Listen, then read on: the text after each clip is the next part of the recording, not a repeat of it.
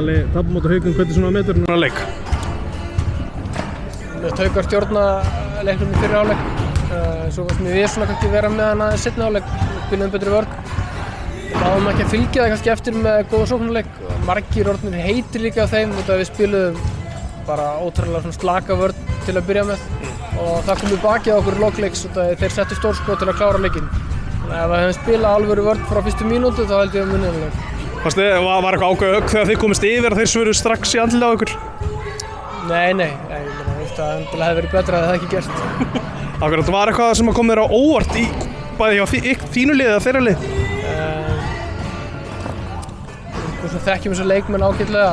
Jú, Róbert átti náttúrulega kannski svona betri leikaldur byggust við. Tilmar er náttúrulega bara góð leikmaður. Við vitum alveg að Daniel getur hitt skotum.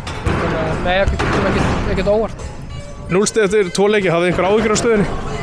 Við varum alveg til í að vera með 2 sigra í stað fyrir 2 töp sko, en við þurfum bara að halda áfram að vinna okkar málum.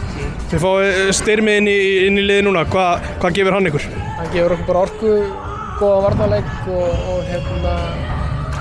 svo bara meira svona transition. Það var náttúrulega að koma bara í flugu klukkan 9 í morgun sko, þannig að þessi leikur er ekki alveg margtakur. Akkurat, hann segist það að vera vakandi núna í sólarhring, kom eitthvað, var eitthvað spurningum að hann myndi spila? Nei, alls ekki. Ég meina, fyrst hann var tilbúinn til að fara í búning, það var bara ákveðið að láta spila. Akkurat, hver er staðan á Emil Karl? 0 mínútur í dag? Já, við erum bara með breiðan hóp og við ákveðum að spila honum ekki í dag.